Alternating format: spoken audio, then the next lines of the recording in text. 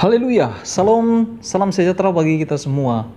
Pada kesempatan ini kembali saya menyapa kita semua dengan penuh sukacita. Betapa sungguh Tuhan begitu baik, teramat baik di dalam kehidupan kita. Dan saya percaya bahwa kita semua saat ini masih tetap ada di dalam perlindungan Tuhan Yang Maha Kuasa. Apapun yang terjadi di dalam kehidupan kita, mari kita katakan, Tuhan Yesus baik. Amin. Saudaraku yang diberkati oleh Tuhan, kita akan membaca firman Tuhan di dalam Matius 4 ayat yang keempat. Matius 4 ayat yang keempat. Tetapi Yesus menjawab, ada tertulis, manusia hidup bukan dari roti saja, tetapi dari setiap firman yang keluar dari mulut Allah. Perenungan kita pada hari ini, yaitu saya beri judul, Alkitab bukan untuk dihafal, tetapi harus dihidupi. Saudaraku yang diberkati oleh Tuhan, judul renungan saya pada hari ini adalah terinspirasi dari seorang dosen yang sebelumnya dia bukan orang Kristen, tetapi justru imannya lebih bertumbuh dari orang yang sejak kecilnya mengenal Kristus. Saya pun agak merasa malu ketika mendengar perkataannya tentang bagaimana kehidupan kekristenan yang sesungguhnya. Dan banyak orang Kristen yang tidak melakukan apa yang telah menjadi tanggung jawab kekristenan tersebut. Dan saya sangat terberkati dengan setiap materi yang disampaikan.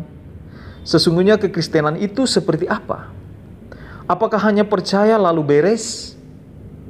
Ingat, dari semua yang disampaikan dalam firman, tujuannya adalah perintah untuk memberitakan Injil, menjadikan semua bangsa jadi murid Tuhan.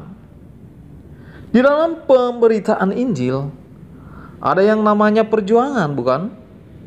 Berbicara tentang perjuangan hanya satu tujuannya adalah kemenangan, saudara. Saudaraku yang diberkati oleh Tuhan, apabila firman Tuhan itu tidak kita hidupi, maka sesungguhnya kita sudah kalah. Sebaliknya, ketika firman itu kita hidupi, maka sesungguhnya kita sudah menang. Yang jadi pertanyaannya, saudaraku, bagaimana cara menghidupi firman? Saya mengajak kita melihat ayat firman Tuhan di dalam 1 Petrus 1 ayat yang ke-23 mengatakan demikian.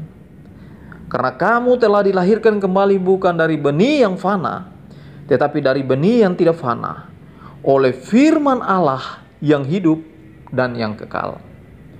Saudaraku yang diberkati oleh Tuhan, kalau kita perhatikan kata dilahirkan kembali, dari ayat di atas mengandung arti bahwa kita pernah hidup kemudian mati dan ada lagi. Jadi makna dari atau arti dari dilahirkan kembali itu berarti orang yang pernah ada, ya, kemudian tidak ada dan dilahirkan kembali, kemudian ada lagi. Ya, tetapi dalam keadaan yang berbeda. Artinya dahulu kita telah mati oleh dosa, tetapi kita telah dilahirkan kembali. Berarti posisi kita seperti seorang bayi yang tidak tahu apa-apa, belum mengenal dosa dan belum tahu apa arti kehidupan itu, saudara. Ya kan? Kalau kita melihat bayi yang baru lahir, dia nggak tahu apa-apa, saudara. Dia hanya bisa ketika lahir, dia hanya bisa menangis, iya kan? Ya, dia tidak tahu apa-apa. Seperti itulah gambaran orang yang dilahirkan kembali. Saudaraku ini berkati oleh Tuhan. Tetapi ada yang menarik dari ayat ini. Kita perhatikan dari ayat di atas.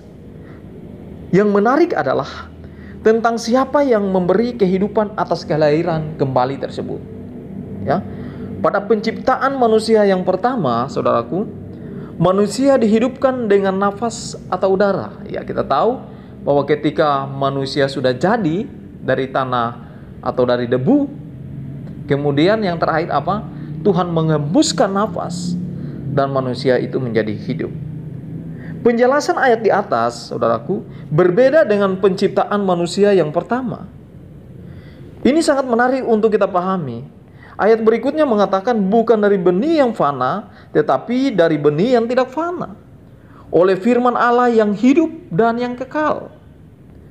Saudaraku, ketika kita dilahirkan kembali setelah kita mati dalam dosa, kita telah dihidupkan dengan benih yang tidak fana, yaitu firman Allah yang hidup dan yang kekal.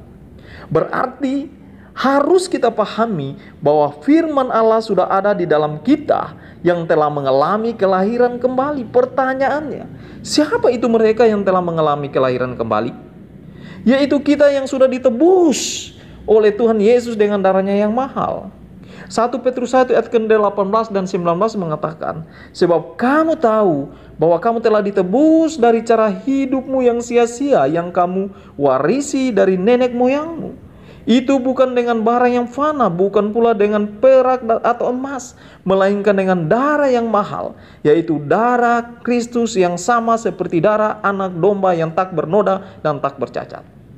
1 Petrus 2 ayat yang ke-9 mengatakan, tetapi kamulah bangsa yang terpilih, imamat yang rajani, bangsa yang kudus, umat kepunyaan Allah sendiri, supaya kamu memberitakan perbuatan-perbuatan yang besar dari Dia yang telah memanggil kamu keluar dari kegelapan kepada terang yang ajaib.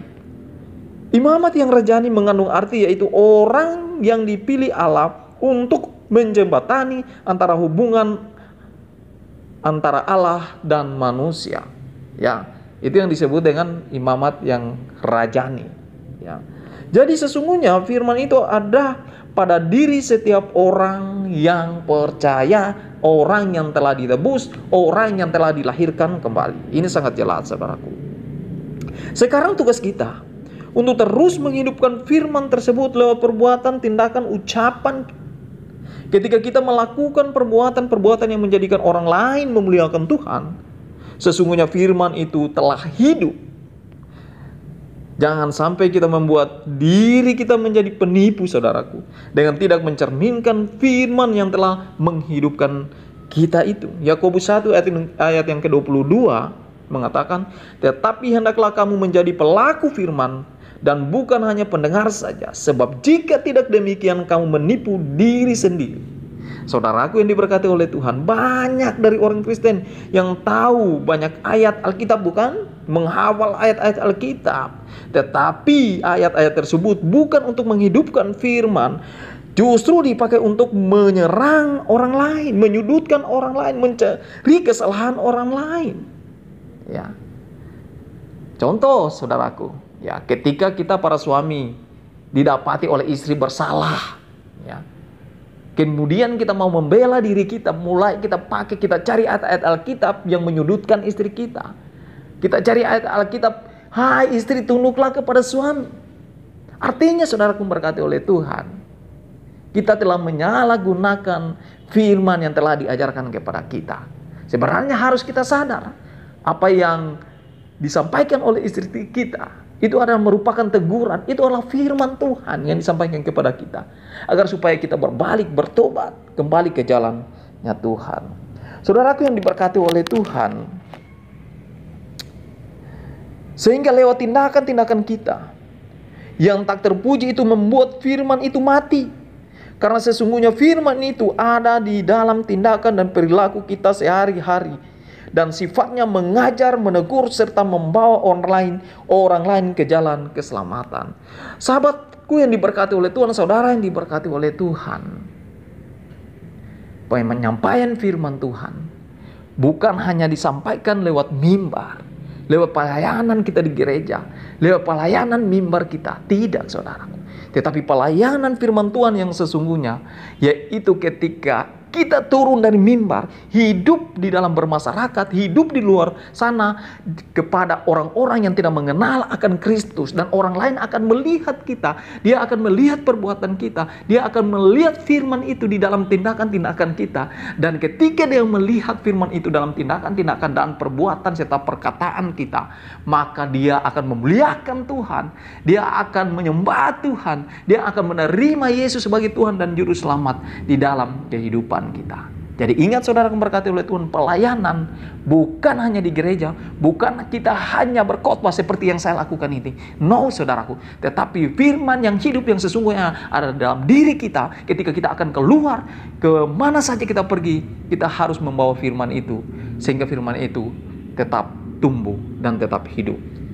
Saudaraku ini berkati oleh Tuhan, banyak dari kita perkataannya tidak menjadi berkat, tetapi justru menjadi racun dalam hidup orang lain. Kita membuat firman itu mati lewat perkataan kita. Karena sesungguhnya manusia itu hidup dari setiap firman yang keluar dari mulut Allah. Pertanyaannya saudaraku, siapa mulut Allah itu? Gak mungkin Allah datang langsung sampaikan firman-Nya. Enggak saudara. Tetapi yang saya mau katakan, firman Allah itu, yaitu kita-kita inilah mulut-mulut Allah. Mulut Allah itu kita-kita inilah mulut Allah. Dikatakan tadi bahwa imamat yang rajani. Kita dilahirkan kembali untuk memperkatakan firman Allah agar supaya melalui perkataan kita orang lain bisa mengenal Allah dan memuliakannya, saudaraku. Saudaraku yang diberkati oleh Tuhan, firman akan menjadi hidup, berakar, bertumbuh dan berbuah lewat kehidupan diri pribadi kita yang telah diberi benih yang tidak fana itu. Pertanyaannya buat kita semua, sudahkah kita menghidupkan firman Tuhan hari ini? Jawabannya ada di dalam diri pribadi kita masing-masing. Kalau firman Tuhan belum kita hidupkan hari ini, bertobat dan rubah cara berpikir kita, rubah cara perkataan kita, rubah cara tindakan kita, rubah cara perilaku kita, maka firman itu akan hidup di dalam kehidupan kita. Ingat, saya katakan tadi bahwa setiap firman yang disampaikan oleh Tuhan Yesus bertujuan agar supaya memberitakan Injil dan sasarannya semua bangsa. Murid itu menjadi murid Tuhan. Tuhan Yesus memberkati kita. Salam dan salam sejahtera bagi kita semua. Saya percaya hari ini kita pun akan terus dipakai oleh Tuhan secara luar biasa. Dan saya percaya hari ini kita tetap ada dalam perlindungan Tuhan, di dalam berkat-berkat Tuhan yang luar biasa. Selamat siang, Tuhan Yesus memberkati kita semua. Haleluya. Amin.